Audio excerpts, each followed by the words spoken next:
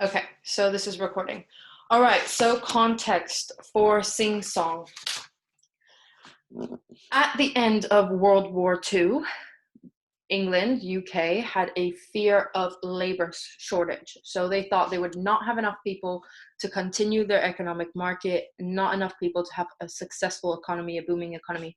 So they started to ask people to come to England, okay, laborers to come to England. Many of those being Indians from India, right? So people were moving to the UK. The UK was paying for that move to England, okay? And two of those people were Nagra's parents. All right, so Nagra's parents moved to England to have a better life, to attempt to become part of the UK economy, right? So they moved to England, and Nagra is then born in 1966. Okay, that makes him a second generation Indian and a UK citizen. He was born here.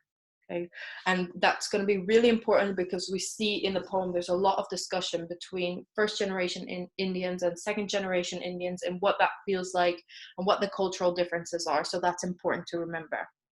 Okay, in the early 1980s, his family moves to Sheffield and opens a corner shop. Now, this was the dream of many Indians that were coming to the UK to have their own business. Okay, they wanted to have control of their own income after working for the UK for a long time in factories mainly.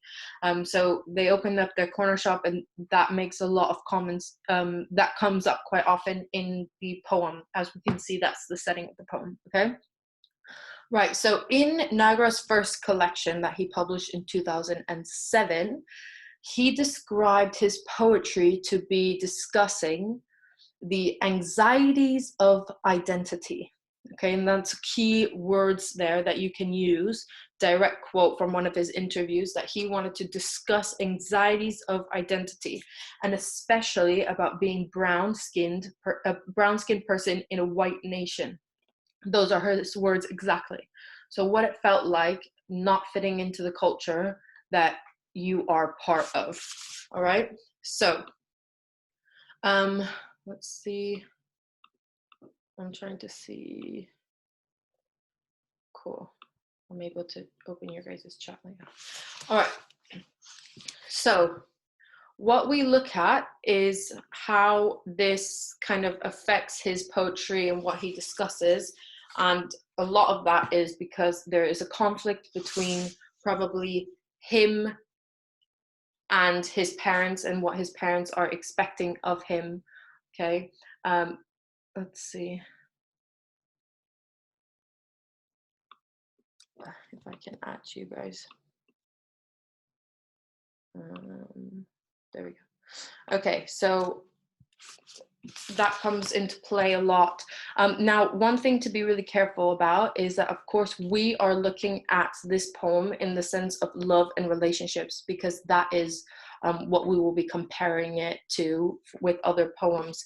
So although there's a lot of cultural discussions in this poem, it's always important to be able to link that to love or to relationships. Of course, you can always link it to his relationship with his own culture or his relationship with his father and that culture, but make sure you're able to link it to one of those two things. All right.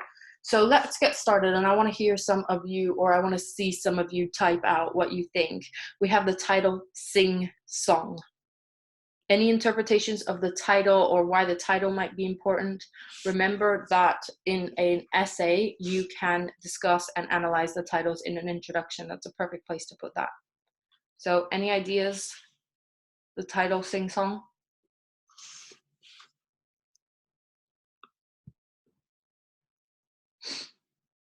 Very good. Okay, so Chloe said Singh is his middle name. Very true. Singh is his middle name. And he actually often talked about that. But he did say that the poem is not directly about him, but we can see how there's a lot of links to his own life.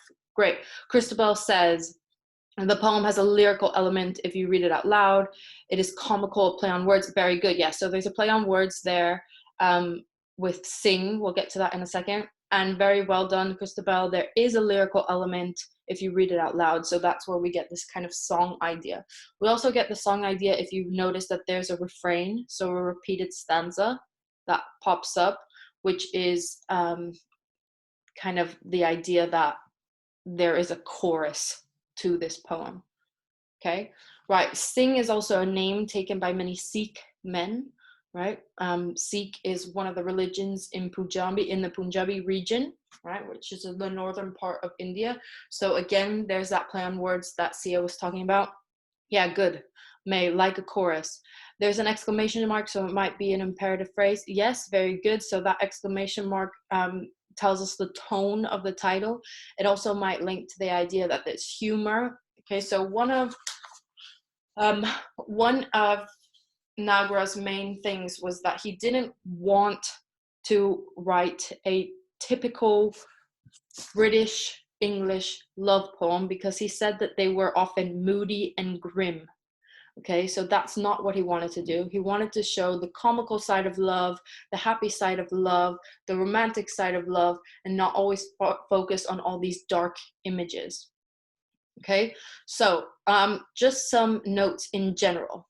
So this poem discusses things that hinder romantic love. Okay, so something that kind of comes in the way of a relationship and breaks that relationship. All right, and the biggest thing, Chloe says that she can't see some people's comments. Make sure that in your comments where it says to, it says to everyone. Okay, so it has to say all panelists and attendees so that everyone can see it. Right. So some general comments. The thing that most hinders the romantic love is business, right? And business could also be representative of the cultural expectations, because if they came to England searching for a better life and a better economical status, then of course they're going to prioritize this and focus heavily on this and attempt to pass this down to their children. But this kind of takes away from the character who we see in this poem's attempt to be with his wife at all times, or his bride at all times. Okay.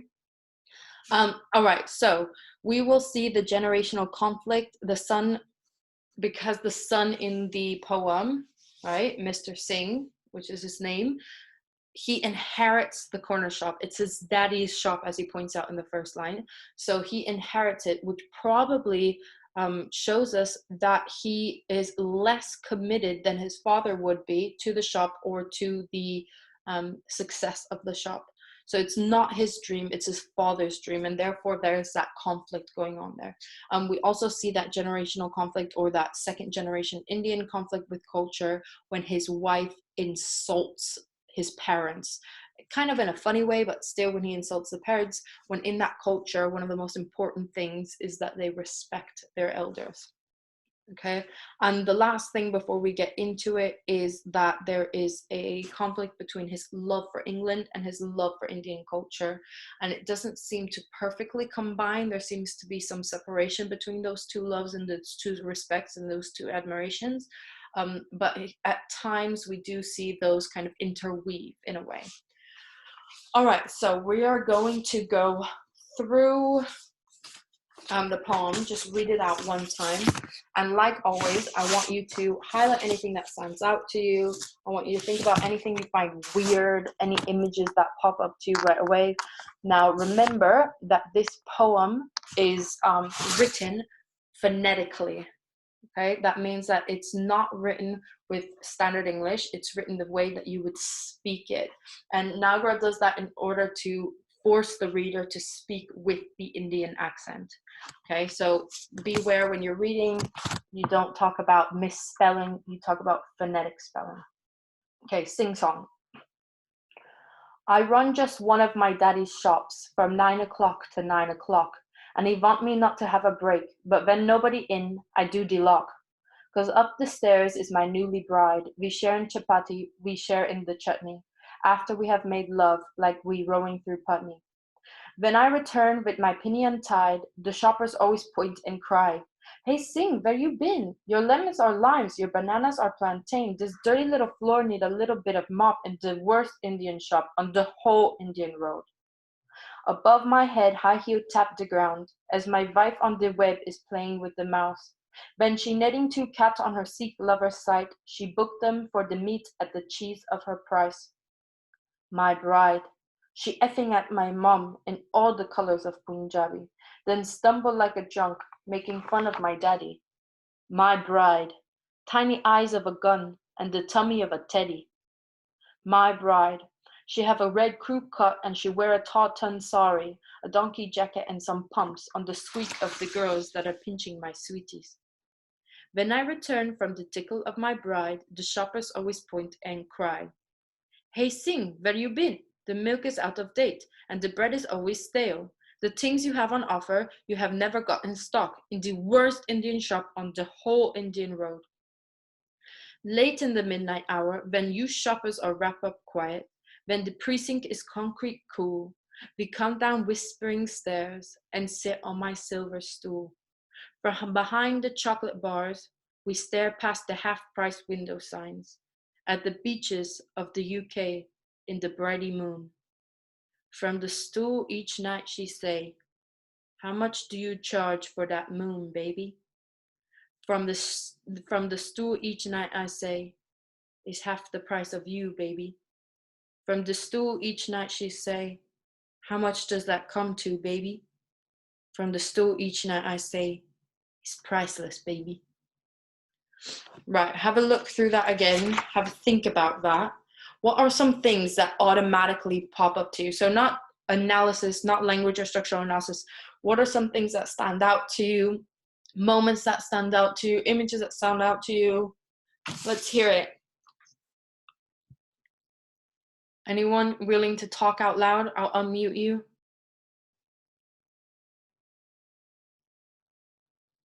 No, not yet.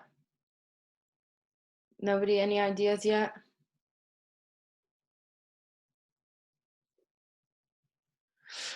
Lucia says, there isn't a rhyme scheme which could suggest that he refuses to be locked into just one culture. Very good. So even though there's a lot of rhyme, and even though there's internal rhyme and external rhyme and half rhyme and full rhyme, there isn't a clear rhyme scheme, which, as Lucia says, it could be analyzed as him refusing to be locked into just one culture or to be locked into such a structured regimen life, right? Very good, Lucia. Anything else? Anyone saw anything that stands out to you? May says, there's an alternating structure, work, marriage, showing his work, love, conflict. Very good. That's something we're going to look at, but we can go back to that in a second. But you're very right, May. The focus of each stanza goes back and forth between work, marriage. And that does show us that for him, in his mind and in his life, those two things can't coincide, right? They're completely separate. And when he's focusing on one, he's not able to focus on the other. Good. Anyone else? No? Oh, Mia, kind of sounds like he's hiding his bride because everyone asks where he's been and they go downstairs during the night when everyone is away. Good, yeah, it kind of does seem like he wants to keep that love kind of pure upstairs, okay, hidden away from the rest of the world. Maybe he wants to keep it away from this tainted society that expects a lot of them, cultural expectations of him. Good.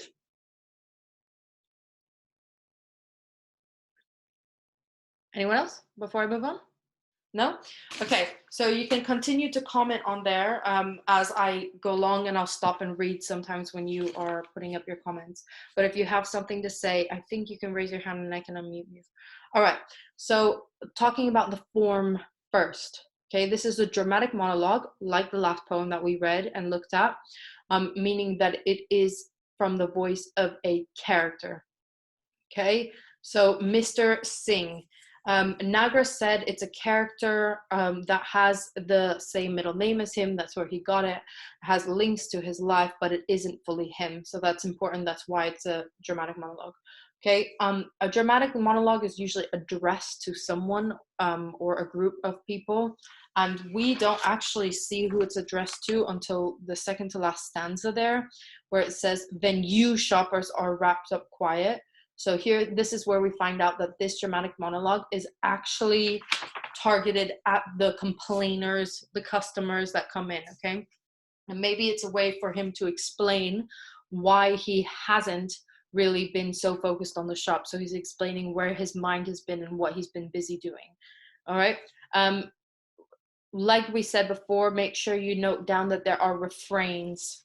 Okay, so the "Hey Singh, where you been?" All the way down to "On the whole Indian road," that's a refrain because it's repeated again afterwards. Christabel says the repetition could imply closeness of their relationship. Yeah, so we'll look at the different repetition, for example, of the "my bride" that he continues to say could show that closeness and could show the admiration for his wife. Good. Okay, so again, the language is phonetic spelling, and that creates this musicality that we hear. If it was written in standard English, you wouldn't have that melody and you wouldn't have as many of those rhymes, okay? And that links then to the title. And Nagra actually said in an interview that he wanted readers to engage. How do you spell that, miss?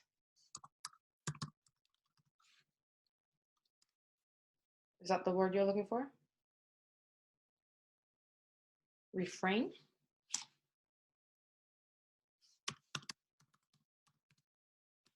Phonetic? I'm guessing here, Allison. Okay, good. Right. So we have Nagra, who, by the way, because he was such a modern poet, we have a lot of interviews with him, and so you can go and search those and you can see his actual opinion on this poem specifically and his message behind it if you want to look at that afterwards. But he said he wanted readers to engage with the Indian accent and see that it was not a bad thing, okay? It could be understood, and the beauty in it, and we see that beauty because it creates that melody. But there is obviously a hint of some kind of comedy, some kind of humor, which is created by the images and themselves that he chooses to use, but also this colloquialism that he uses, right? Okay, so let's look at the structure before we go stanza by stanza. Like May pointed out, there's a back and forth between love and work. If you see, the first stanza focuses in on his work from 9 o'clock to 9 o'clock. The second stanza focuses on love, right, his newly bride. Third stanza focuses on work again, and the fourth stanza focuses on love again. Okay, so work, love, and then we see a focus that is mainly on the bride after that. But it allows us to see that he separates the two things in his life. Maybe the work represents more than just the actual work, but maybe the expectations of his father, the cultural expectations of achieving economical success, and therefore that's separated from the love. Okay, we also see full rhymes and half rhymes, okay, that create that musical quality again, and I want to look at two specific examples of that. If we look at the fourth stanza, "Above my head, high heel tap the ground as my wife on the web is playing with the mouse," we have a very clear half rhyme there with ground and mouse. Now, when you say those two words out loud, you don't see how they rhyme, but they are half rhymes because of the vowel sounds, the OU and the OU. The endings, the nd and s, are very different, and therefore it's not a full rhyme. But if you look at what's happening in those two lines, he is in the shop and his wife is above him in their apartment. He can hear her, but he's not with her. So that's not his ideal situation, and therefore it is a half rhyme. May says, could we say that the half rhyme represents how the relationship isn't full when they're separated? Perfect. So exactly what I just said. Well said, May. Everyone can write that down. This idea that it isn't full rhyme because they aren't fully together, and that is something that he wants, right? Okay, then if we flip, I'll show you a full rhyme so you see the difference. If you go to the stanza that starts with "late in the midnight hour" and you look at the lines 45 to 47, "when the precinct is concrete cool, we come down whispering stairs and sit on my silver stool." There we have a perfect rhyme with cool and stool, and this is a moment that they are together in a romantic setting, and he's able to focus on just her, and there we see the full rhyme. So in that case, he is complete and he feels that his life is in the perfect moment, and that's when we see that full rhymes. Okay, right. And then the last structural thing to kind of look at are those very, very last lines. From this stool each night she say, from the stool each night I say, right?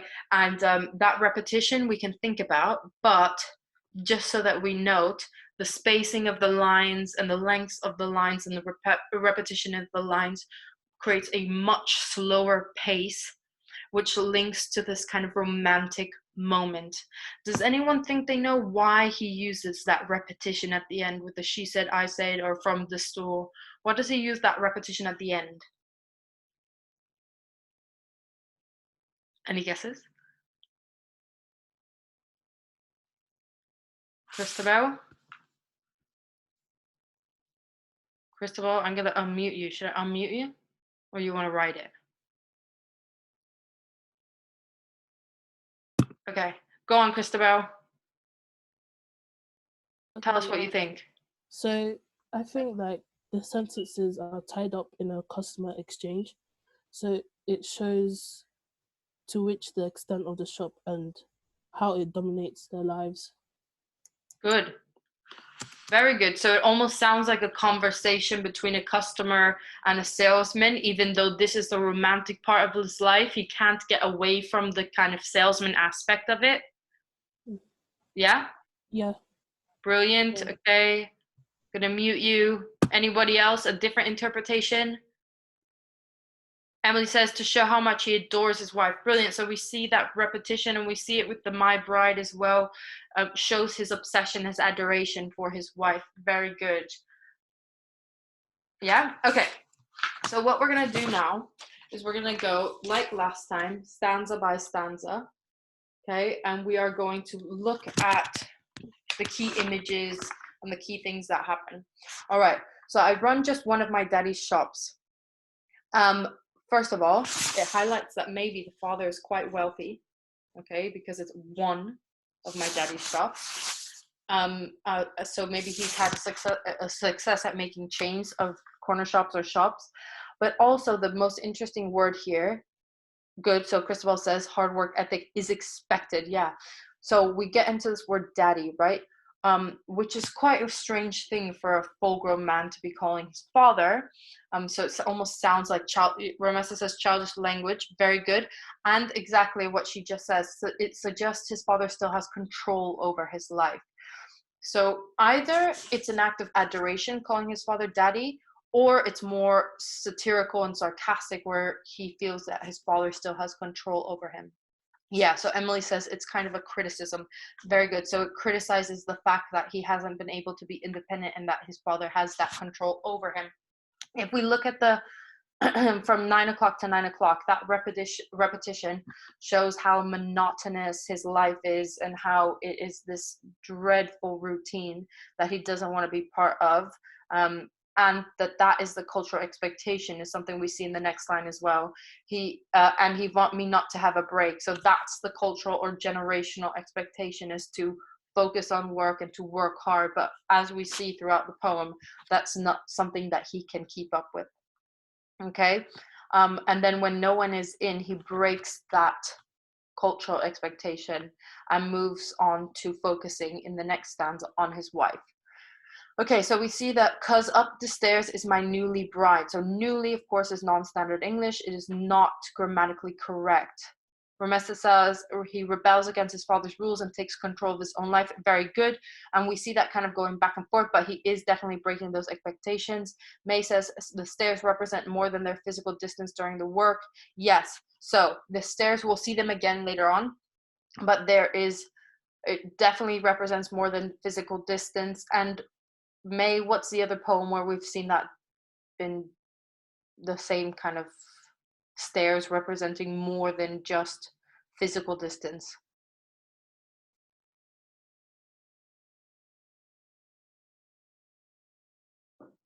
The Farmer's Bride, good mate. I do the law can show that the secrecy regarding intimacy and the taboo regarding sexuality in many cultures. Very good. So it's almost like they have to lock themselves away or hide in secrecy in order to explore their love. Okay, so, oh, good, Christabel, and Mother Any Distance. Perfect. So we have the newly bride, non-standard English. It's grammatically incorrect, but maybe it's linking to the fact that he's still getting used to the language, or it is linking to the fact that he is still culturally attached through his language to something else. Chloe, the repetition of V sounds like a chorus relating to the title. Yeah, very good. So the V share is that repetition. It links to this sound that is created throughout, which links to the title song. But also the repetition there links to their unity together, like V share. And the two words that they share are chapati and chutney, which are cultural foods for Indians, right? So that means that they still maintain part of that culture together. They share in it, even though they might not share the rest of it. After we have made love, like we rowing through Putney. Now, this is a very interesting simile here. I wonder if any of you got to do a bit of research. I know I asked my class to do a bit of research on some of the images. I wonder if any of you looked at what that Putney is. Does anyone know? Very good, May. So, what is interesting about this simile is that for a long time, good, Sia, Putney is a Punjabi word for wife. Perfect. So everyone can write that down. It's the Punjabi word for wife. Now, a lot of people didn't know that at the beginning because Putney is obviously a place in England as well. So they thought that he was making reference to the English location, which would also be interesting because then we have the rhyme between chutney and Putney, which brings the two cultures together. However, in Punjabi, it means wife. Now, this might be Anagra's kind of play on the fact that we don't understand all the cultural references, right? And that he is allowing one culture to maybe understand parts of his poem more than other cultures might understand his poem. And so it kind of links to this idea of like cultural misunderstandings, okay, and divides, because a lot of people thought, oh, that rhyme is slightly forced with the chutney and Putney, because what is rowing through Putney and how does that link to a sexual relationship with a wife? But then that had that underlying, yeah, I can repeat it, Christabel. So it had that underlying tone of you needed to have an cultural understanding to say that. So Christabel, Putney is the Punjabi word for wife, but Putney is also a place in England. And if you do not speak Punjabi, right, then maybe you would miss that reference, right? And you would just think that Putney is a place in England. And because you would miss that reference, you would not understand the image that he's painting, which is what he's talking about, the fact that you won't understand everything if you are not aware of the cultural language. Okay, this irregular rhyme scheme can link to his exuberance about intimacy. Yeah, very good. And we'll see that throughout. So, Lucy, I'm going to come back to you when we get to the fourth stanza. Okay, so there's that Putney simile that you can go into quite far in an analysis. Then we have the refrain, which is where we're coming up to. Then I return with my penny untied. The shoppers always point and cry. What's a penny?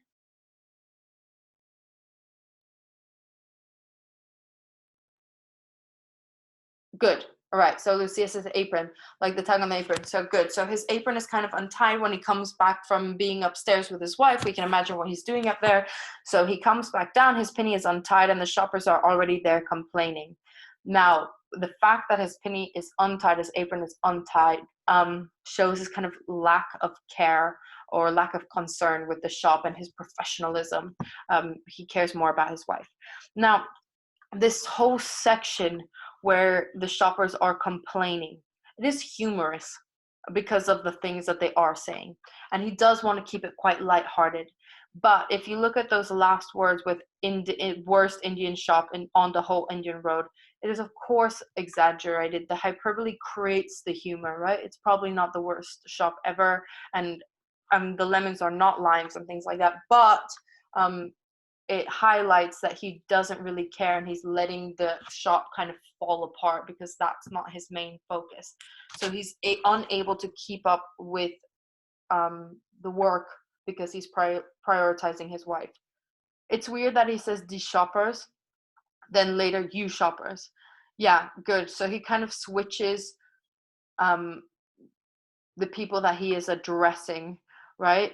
But it doesn't mean that he's always referring to the same shoppers, I think is what he's saying. You shoppers and these shoppers. I mean, he's never going to have the same shoppers come in all the time. So it just might be who he is referencing. Can the lemons and the limes be referenced to his mix-up of values of the contrast of cultures? Yes, good. So we see this idea of like there are two sides to things, especially the bananas are plantain. Plantain is much more dominant in some cultures than it is in kind of Western cultures, and therefore it is split up between cultures. Good. And he's switching things back and forth, and there doesn't seem to be any clear organization, maybe like how he feels with the organization, the cultural organization of his life. Yeah, and we see the hey sing ties in with the title, and again that whole internal and half rhymes there sounds like a song, sounds like a chorus of a song. All right, so then we go down to above my head, high heel, tap the ground. Okay, head, high heel, that is head, high heel. Anyone? Good. So yeah, alliteration. So we see the alliteration there with the H sound, and it links to kind of the glamour of the wife, right? She's wearing high heels upstairs. That reference to kind of glamour and sexuality could link to what Lucia was saying before, which is kind of the Western side of him. Yeah, and it also shows the wife is in the position of power, right? She's above him, and she has kind of control over that situation, over their home. But it links to her sexuality, which is much more of accepted in the Western culture, the females kind of showing their sexuality. And we will see oftentimes that she kind of breaks any cultural stereotypes for females that might have been had, which shows she is part of the second generation, right? As my wife on the web is playing with the mouse when she netting two cats on her Seek lover site.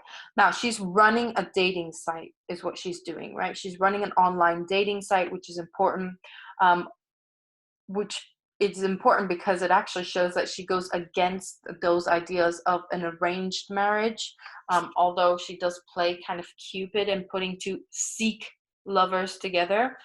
Now, when we look down again at that image with playing with the mouse, of course, he's talking about the computer mouse literally, but we have the mouse and the two cats. So what is this image of cat mouse? Why would he create that cat mouse imagery? What might that be referencing? Good, Cristobal, it is maybe a metaphor, but a metaphor for what? Cultural clashes, very good. So the cat and mouse kind of chasing back and forth. Good. Lucia says the cat and mouse, the playfulness of their relationship. Very good. Cat, we often link to which gender? Anyone know? Female. Brilliant, all of you. Okay, so in this case, the female has the power in their relationship, and she's kind of chasing the mouse, which might be him, right? So she has the power, as Ramessa was saying before. So that cat and mouse, we also see it again with the meat and the cheese referencing there. The meat is actually also interesting just because it's not very common for Sikhs to eat meat, which again might be saying that they're breaking that stereotype and becoming more modernized, more westernized. She goes against the stereotype of arranged marriage, so she is putting couples together. Very good. Yeah, so she's breaking all of the stereotypes that you might have of Indian women, first generation Indian women. But we also see that she sometimes fits in with those cultural ideas, especially with her dress that we see in a second. But she's also very business oriented. So she is upstairs. She's not playing housewife upstairs. She's actually running her own business. Chloe, we are on 1, 2, 3, the fourth stanza, right? So she's running her own business. She's business oriented, but she interestingly uses love as her business, right? So she can somehow intertwine the two, somehow bring the two together, whereas he cannot. He separates the two back and forth between his bride and his work, his bride and his work. All right. So then we have the very interesting parts, which are the description of the wife, which tell us a lot about his relationship, and I would say almost are the most important stanzas in the poem, because we know that we're trying to link this to love and relationship in order to compare it to other poems. So we have my bride, and we have that repeated at the beginning of the next couple of stanzas, right? So the my is obviously a possessive pronoun, but it doesn't seem that he is trying to possess her. Rather, what? Why would he use the possessive pronoun there if he isn't trying to take control of her? Good. May says pride. Yeah, he's very proud of her. He's very proud to call her his bride, right? So he continues to say the my bride. And how come my bride instead of my wife? Any ideas there? We've seen this in the last poem we did, but in this case, it's much more of like a happy connotation. Any idea why my bride and not my wife?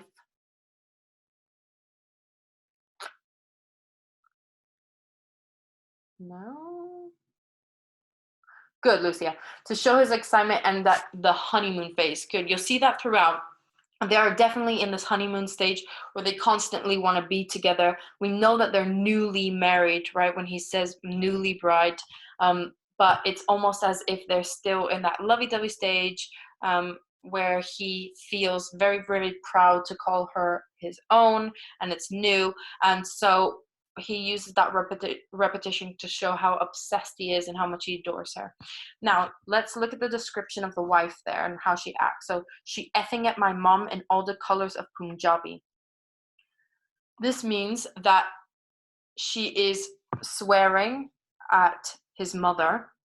But even though he's swearing at his mother, and this challenges stereotypes because she isn't respecting the older generation, he doesn't seem to see her as less for doing so. It actually seems very playful in the similes or in the metaphors that he creates in the colors of Punjabi, that he kind of likes that they're at the same playful level there. She effing at my mom in all the colors of Punjabi, maybe referencing to the colorful aspects of their culture because of Punjabi, but also that she's maybe saying or swearing in Punjabi, which means that she still has that half of the culture ingrained in her, right, where she's using the language, even though she might not be acting fully to meet the stereotypes or meet the expectations of that culture, right, because she's working and she's wearing high heels. Then stumble like a drunk, making fun at my daddy. Again, this idea of being drunk, especially a woman being drunk, is breaking those cultural expectations and making fun at my daddy, right? So she doesn't have respect for the father in that sense. And she kind of just says as she pleases, which again, like Ramessa says, links to her culture, good, and that she doesn't meet those expected behaviors that she should have. Anyone want to add anything else to those 4 lines?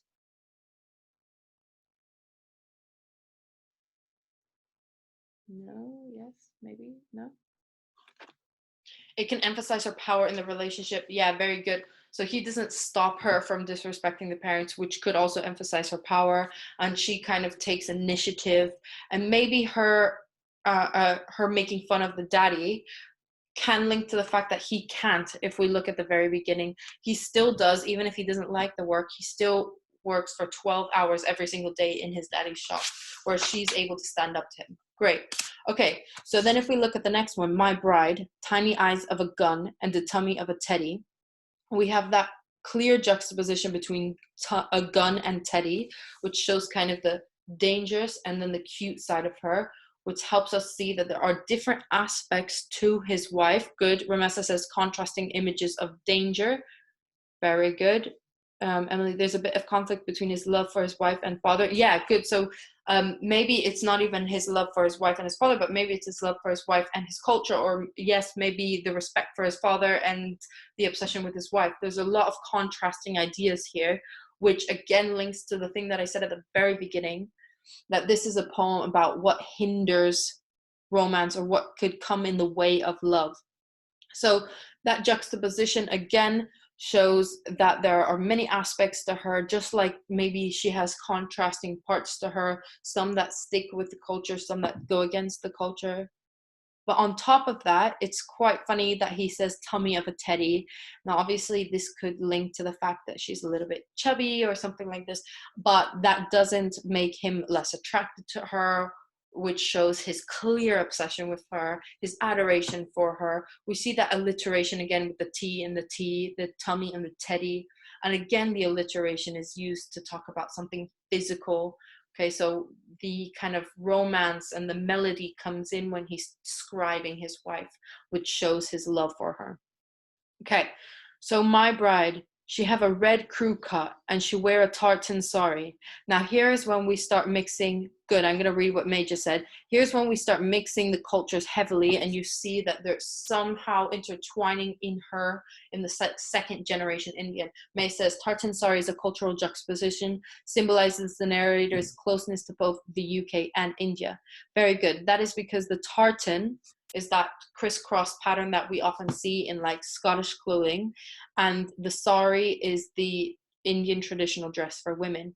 So the link between those two show the conflict maybe between the two cultures, and even between what is expected of a first generation Indian and what is expected of a second generation. She's kind of moderating her life and adapting her life to the more Western UK English culture, right? And then a donkey jacket and some pumps. So a donkey jacket is a work coat, usually worn by men, but because she's wearing it, could link to what you guys have been saying, that she has more of that power in the relationship. Could also just show again that she doesn't really adhere to any societal expectations or adhere to any stereotypes, be it gender stereotypes or cultural stereotypes. And she's wearing pumps, right? So shoes, again, with the high heels, the glamour, she's mixing it all up. So we see a big conflict in everything she's wearing, a mishmash of culture, mishmash of expectations, of genders, and things like that. Anyone want to say anything about that stanza that I've missed? No? No? Okay. So then if we look at that stanza that starts with, when I return from the tickle of my bride, the shoppers always point and cry. Good. So yes, Ramessa, if we look here, there is obviously a sexual reference. He's returned from the tickle of my bride. Good, that's the sexual reference. But at the same time, tickle is a very carefree and innocent word to use for such a sexual reference, which could link again to what you guys have said, which is that their relationship is very playful and youthful and loving and innocent and fun. So we have that word tickle, right? But of course, this is how he starts the stanza. And right after, underneath, we again hear the complaints of the shoppers. So there's that perfect moment with the bride broken up like the shoppers. And this is like a chorus, so it links with the song reference. Good. So here is our refrain again. Good, Abby. That refrain links to the whole idea of this poem being much like a song. Okay.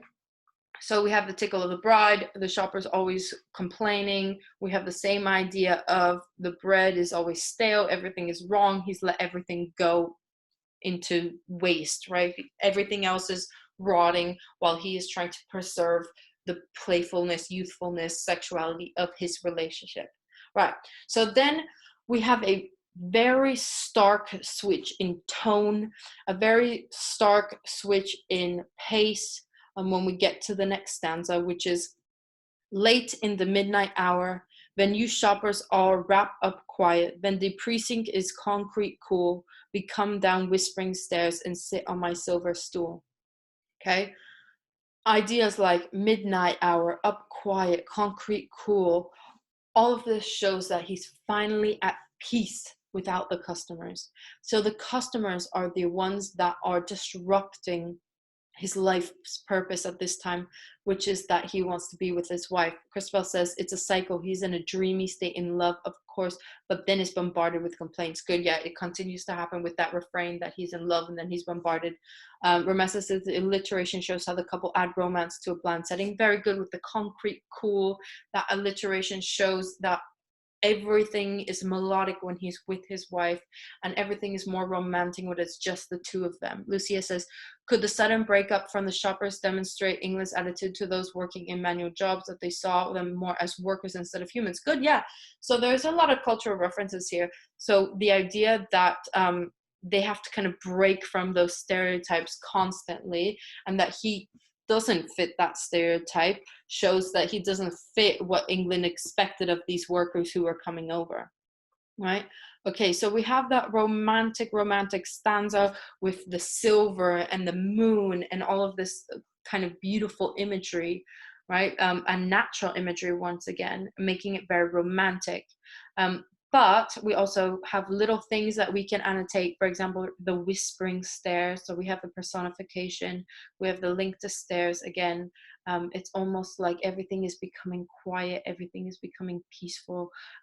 But then again, it is broken when he links it to the stair past the half-price window signs. The half-price window signs again makes reference to kind of the money, the business side of everything in their lives. Although you could say that the fact that it says past it is that he is going beyond that expectation, right? He's looking beyond that expectation. And what they're looking at is the beaches of the UK in the brighty moon. Let's see who did their research. Why does he say the word brighty moon? Obviously, that's grammatically incorrect, but he does it for a reason. Does anyone know?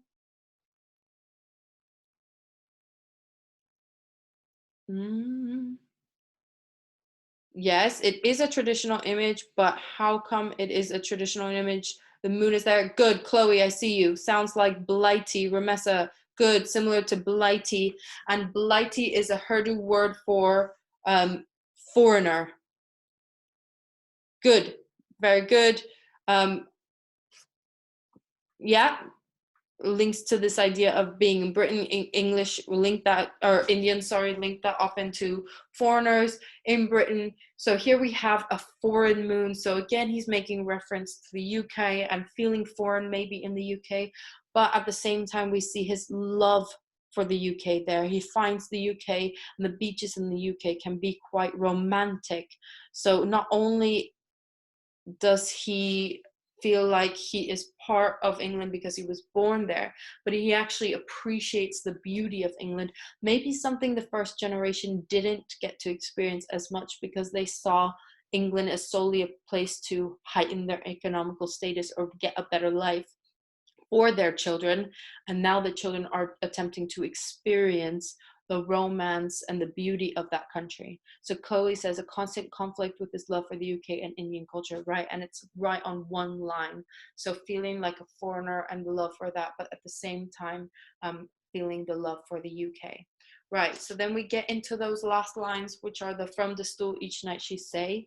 And all of that is discussing that she is worth more than the moon to him, right? She's priceless. But again, that even though he is saying she's priceless, at the very end, the whole love interchange, as you guys were talking about, is intertwined with this business conversation that she's attempting put a price on their love, right?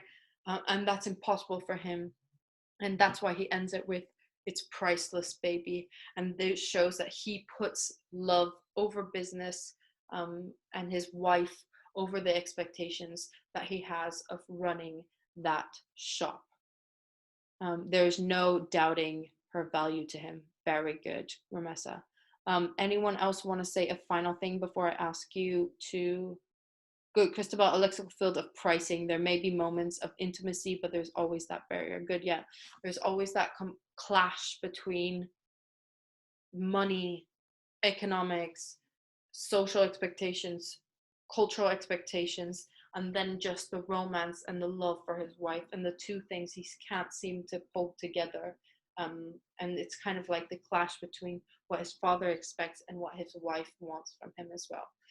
Good. Okay, what I want you to do, just like last time, is I want you to very quickly type down any of the themes that you can see being explored in this poem.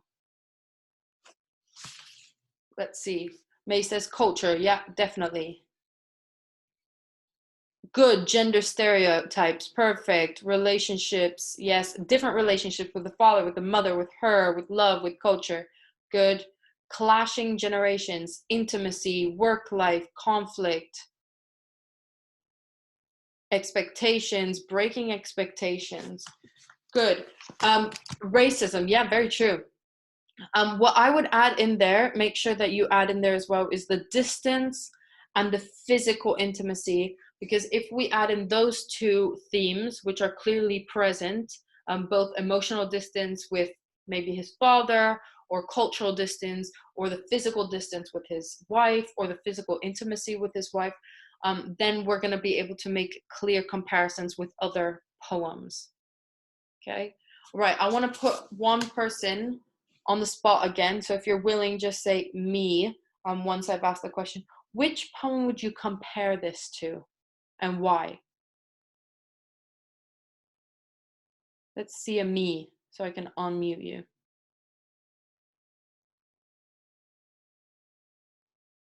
Any ideas? No? Sia, I'm going to unmute you so you can explain that. Let me find you.